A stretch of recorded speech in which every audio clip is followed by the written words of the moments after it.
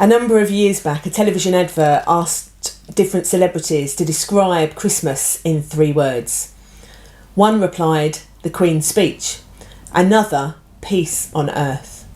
Others suggested last-minute shopping, pulling a cracker, Morecambe and Wise. Then came the advert's punchline, Christmas in 3 words, Marks and Spencer. But do these 3 words really describe what Christmas is all about? Well, of course they don't. But it's all too easy to get preoccupied and forget that Christmas is really all about celebrating. So I'd like to put in my suggestion for describing Christmas in 3 words. They're found in 2 books of the Bible. Firstly, in the Old Testament book of Isaiah, chapter 7, verse 14. And then in the New Testament book of Matthew, chapter 1, verse 23, where Matthew quotes Isaiah the prophet in his gospel. In the languages of Hebrew and Greek, it's 2 words, Emmanuel and El. Translated into English, it becomes 3 words, God with us. To me, these are the 3 words that best describe Christmas. I wonder what has changed for you this year. Perhaps it's been a cause of celebration, or perhaps this year has brought painful change. Whether your change has been joyful or painful, life will never be the same again. Within the world, on the 24th of February, the Russian invasion of Ukraine began. In September, we lost the longest serving UK monarch. And in the autumn, we had a change of Prime Minister, twice. And amid all the change across our world, there has been the unfolding story of the cost of living crisis. On the 1st of November this year, Collins Dictionary named permacrisis as its 2022 word of the year. An extended period of instability and insecurity. What a perfect description of the place we now find ourselves to be in. I've heard people express bewilderment, distrust, anger, anxiety, and a general apprehension about the days ahead. But the one thing we can be certain of is that whatever lies ahead, we cannot undo the past, and whatever has happened, life will never be the same again. Over 2,000 years ago, when an angel appeared to a young woman and proclaimed that she would give birth to the Son of God, her future changed forever. The same was true of those shepherds on a hillside and the astrologers from the east following a star. And in all that changed in their present, there was and had plenty of dreaming about the future too. In fact, the dreaming had begun hundreds of years before that Bethlehem scene. Old Testament prophets had painted pictures of a time yet to come, of peace and justice and of reconciliation. Their dreams were of transformation and things being made new. And then came the birth of a child, Jesus Christ, Emmanuel, God with us. And the dream being realised in that animal shelter was not of a white Christmas or a Disneyland where all your dreams come true, and nor was it a dream of the perfect Marks and Spencer's Christmas gift purchase or a lottery win. Rather, the dream coming true was the promise of transformation, rooted in forgiveness and generous love.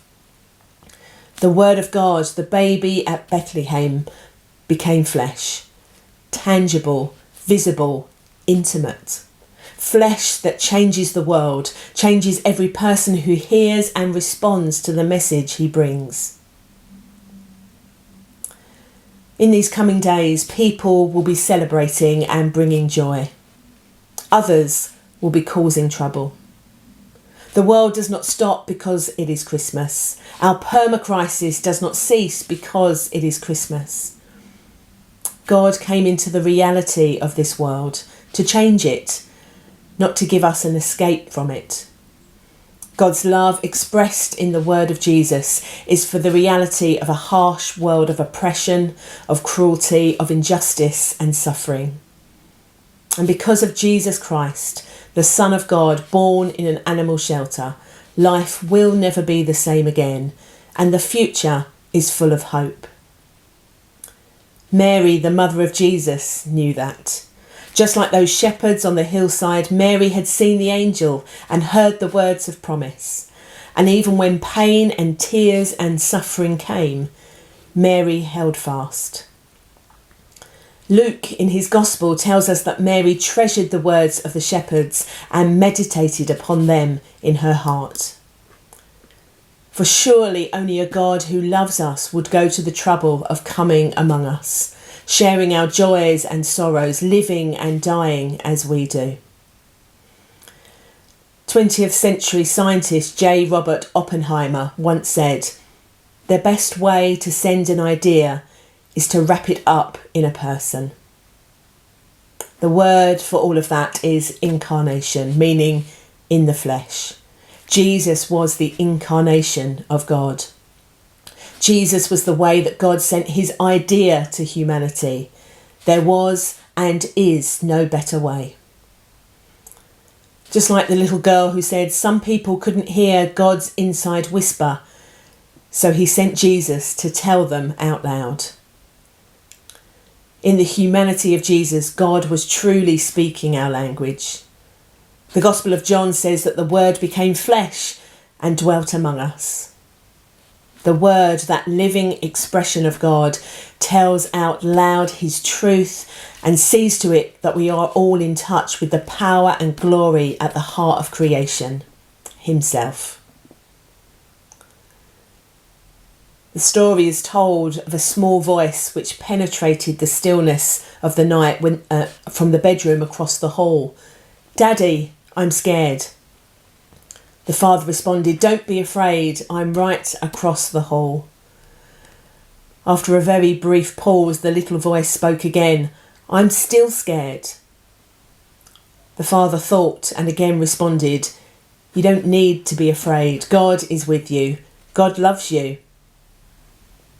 After another pause, the voice returned, "I don't care, Daddy. I want someone with skin on." After thousands of years of being unsuccessful in being able to convince his people that he really loved them, God realised the best way to demonstrate his love for us was to send someone with skin on. God came down so that he might be able to identify with us. It is possible to know a lot about someone, but not really understand who that person is.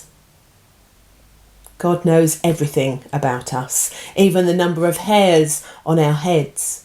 And yet we can know that Jesus also understands us and knows what we're going through because he has gone through it himself. In this child Jesus, God comes among us physically. He knows what it is to be tempted, abandoned and mistreated. Hebrews chapter 4 verses 14 to 16 says this: "Therefore, since we have a great high priest who has ascended into the heavens, Jesus the Son of God, let us hold firmly to the faith we profess. For we do not have a high priest who is unable to feel sympathy for our weaknesses, but we have one who has been tempted in every way, just as we are, yet he did not sin. Let us then approach God's throne of grace with confidence, so that we may receive mercy and find grace to help us in our time of need." In becoming a man, God did not give up his divine nature. Rather, he became a man by taking on human nature in addition to his divine nature. Addition, not subtraction. He didn't have to pick between being God or being man. He was both at the same time. The eternal Word became human, 100% God and 100% man. Joseph Damien was a 19th century missionary who ministered to people with leprosy on the island of Molokai, Hawaii.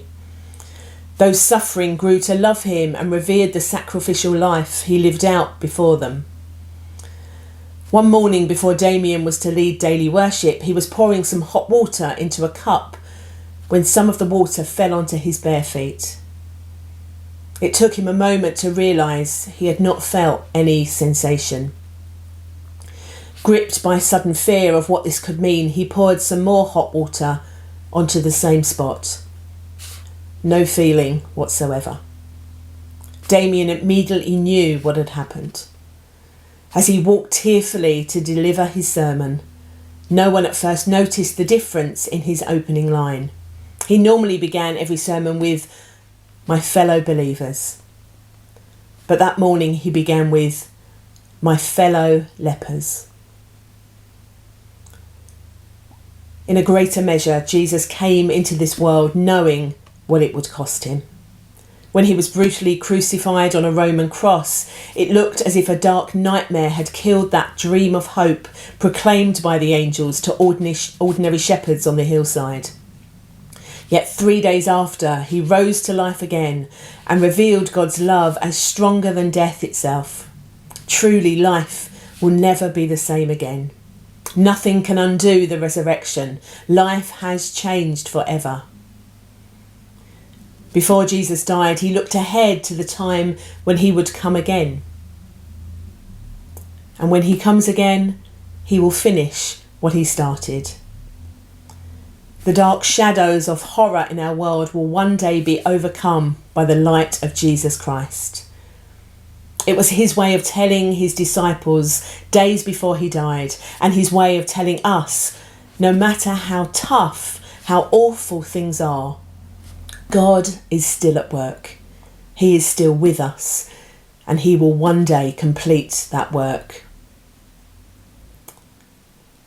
Someone once said, the longing that things ought to not to be as they are and cannot be allowed to remain as they are is the longing of Advent. Have you ever had a longing that things ought not to be as they are and cannot be allowed to remain as they are? That is Advent. We recognise in this season of the year that there are things in this world that ought not to be as they are and cannot be allowed to remain as they are. That's why Jesus came the first time to Bethlehem, and that's why he will one day come again when all will be as they ought to be. So this Christmas, as we look at Jesus not only as a vulnerable baby in an animal feeding trough, but also as the grown Son of God risen from the dead, we see love which knows of pain, hatred and oppression. Generous love which sees us as we are in our brokenness and beauty and never gives up. The dream of light stronger than the darkness has come true, and we are all invited to join in. So as we look back at all that we've experienced in 2022 and look even now to the future, you and I can choose to contribute to changing a narrative of fear and anxiety if we rather choose to join in with God's narrative of hope and love. You and I can make a choice to live in a generous love that steps into the shoes of others, however uncomfortable. We can choose to be slow to blame and quick to be part of the solution. But it won't be easy. It will take a love that refuses to default to blaming someone else and always making the solution someone else's responsibility. You and I can choose to live a generous love, which will mean holding back on knee-jerk judgments, so often resulting in posts on social media or angry emails. A generous love which is rooted in hope and chooses to go towards people, just like those shepherds, choosing to run towards God with us. We can take the risk of choosing reconciliation and being with rather than walking away or pushing away those we see as different or with whom we disagree. So this Christmas, let us dream of what change might look like if we actively commit to the reconciliation and transformation we see embodied in that baby laid in an animal trough and that man on the cross, God with us. Imagine life and our interaction with fellow human beings, those like us and those that we might dislike or distrust or disagree with. Imagine if our life and interaction reflected the certainty of hope, forgiveness, peace and love offered to us in Jesus Christ.